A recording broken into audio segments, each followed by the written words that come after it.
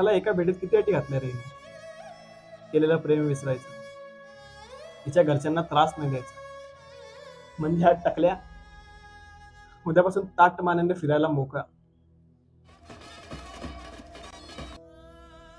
हिने लिहिलेली पत्र, तिच्या सगळ्या आठवणी पुसून टाकायच्या. का? तर हिला भीती की दिग्याच्या संसारात विष घालतो.